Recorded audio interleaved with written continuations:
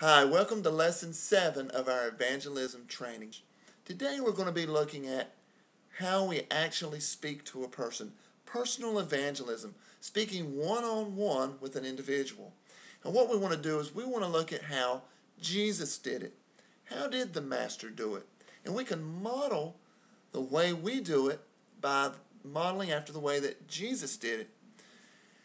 So when we look in the book of John, chapter 4, verses 7 through 26, we have the story of Jesus and the woman at the well.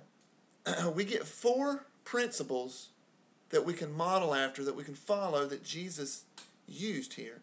It's relate, create, convict, and reveal. Now the first principle that we're going to look at is to relate. Jesus related to the woman at the well in the natural realm. He spoke to her about something that she could relate to, water. She was there drawing water. So he started just a casual conversation by asking for a drink of water. Now we can do a similar thing by striking up conversations with strangers or people that we don't know by simply when we see them, give them a warm good morning or a hey, how are you doing? And we may even follow it up with something like, do you live around here? And all we're doing is we're just speaking to a person in the natural realm about everyday things. It may be about the weather. It may be about politics. It may be about sports. Anything to just strike up a conversation. And this is generally not that difficult to do, to just develop a conversation with a person. So that's the first principle. We're going to relate to the person using something in the natural realm, something that they can relate to. Now, secondly, we're going to move on to the second thing is create. Jesus created an opportunity to talk about spiritual things. He transitioned his conversation as she asked him, she said, why are you speaking to me? I'm a Samaritan and you're a Jew. And Jews and Samaritans don't speak to each other. And Jesus pretty much told her, he said, if you realized who it was that was speaking to you, then you would have asked him for water, and he would have given you living water. So Jesus used the conversation that they were talking about water, and transitioned into the spiritual realm. Now, we can do this as well. Whatever thing we're talking about, we just simply springboard into the conversation. We use that as a springboard, in other words, to transition or to segue into the subject of the godly realm, the spiritual realm. And, you may say things such as, do you go to church around here? Or do you have a Christian background? Anything like that. Those things aren't offensive, just to ask them if they went to church this Sunday, or do they go to church around here? Do they have a Christian background? Third, convict. Jesus convicted the person, the lady at the well, by using the law of God. In essence, he brought out the 7th commandment. He told her, he said, go and bring your husband. And she said, I don't have a husband. And Jesus said, you're correct.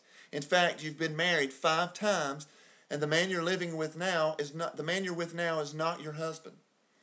And he used the 7th commandment about adultery to bring conviction to her heart. And we can do the same thing. So what we want to do is we want to use the law of God, and we've talked about this in previous lessons, to help the sinner to understand why they need a sinner. When we open up God's law and shine the light of His law into the dark-hearted sinner, they simply see the wretched state that they're in. They can recognize their sin at that point once God's light once we shine that inside. So we can do this by simply asking something like, do you think you've kept the 10 Commandments? Have you ever told a lie? So our conversation, is kind of developed like this. Hey, how are you doing? Oh, I'm doing pretty well. Do you live around here? Yeah, I do too. Hey, say, did you go to church this past week, or perhaps we may say, do you go to church around here anywhere? And we may continue on by saying, so you have a Christian background. Okay, and then I may continue by saying, do you think you've kept the 10 Commandments? Most people will say, yes, they think so, and I may respond by saying, have you ever told a lie? Or I may go a different route and I may say, what do you think happens to a person when they die? Do you believe in heaven and hell? What do you think happens when a person dies? And a lot of folks, there's various answers they may give, but I may continue on by saying, so do you have a Christian background? And so I've opened the door to start up this conversation, and then I'll continue on by saying, do you think that you would go to heaven when you die? And if they say yes or no, I can say, or sometimes people may say, I'm not sure, I hope I go to heaven. I may continue by saying, well, there is a way that you can find out for sure. Do you mind if I ask you a few questions? And most folks will say, well, no, I don't mind. And if they say something like, well, I don't really think that's right, that you should do that you should judge people, then just simply say, oh, well, no, not at all. I'm not going to be judging you. This is so that you can judge yourself to see whether or not you would go to heaven. And usually people will say, okay, we'll go ahead. And I will ask the question, have you ever told a lie?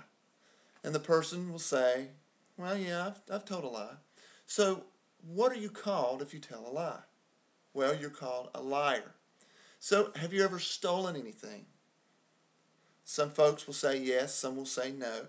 If they say no, I may respond by saying, oh, now come on, I don't know if I can trust you. You just admitted to me that you were a liar, and just kind of laugh it off, But say, regardless of how long ago it was, or how young you were, or regardless of the value of the object that was taken, be honest. I appreciate your honesty. Have you ever stolen anything? So if they say, yes, they've stolen something, you can say, so what are you called if you steal things? And the answer is, you're called a thief. Now, another one that you can use is if, Jesus said that you have heard it said, do not commit adultery, and that's one of the 10 Commandments. But Jesus continued by saying that if you look at a person with lust, then you've committed adultery in your heart. Have you ever done that? And the person may respond, yeah, I suppose I've done that. And then I may say, now I'm not judging you, but by your own admission, you're a liar, a thief, and an adulterer at heart. So that's only 3 of God's commandments. There's another 7. So if you were standing before God on Judgment Day, would God find you guilty or innocent of keeping His commandments? Well, they would find you guilty, of course. So would God send you to heaven or to hell? Now, at this point, there's 3 possible answers that you may get. So one of the directions that the conversation may go, the person may say, I don't believe in hell. I don't believe that God sends people to hell, or I don't believe in hell at all. So gently respond that, that really doesn't matter. You still have to face God on Judgment Day. That's kind of like me standing on top of a building and saying, I don't believe in the law of gravity. It doesn't matter. I may fully be convinced that there's no such thing as the law of gravity. But if I jump off that building and I violate the law of gravity, I may fall and plunge to my death. The reality is that the law of gravity exists. No matter how much I believe that it doesn't exist, it doesn't change reality. If I walk out in the middle of the street and I say, I don't believe in trucks, if one slams into me, if there's trucks coming down the road, it doesn't change the reality that there are trucks. So, in the same essence, the fact that perhaps you don't believe in hell, it doesn't change the reality that there is a hell that God sends the wicked to. So, just simply, use something like that to try to explain that there truly is a hell. And would they be concerned if God sent them to that location for violating His law? Now, another response may be that the person admits that they are guilty, but they still believe they'll go to heaven. Now, this comes from a person thinking that God is good. Now, God is good, but, the fact that God is good is evidence that He will be a good judge.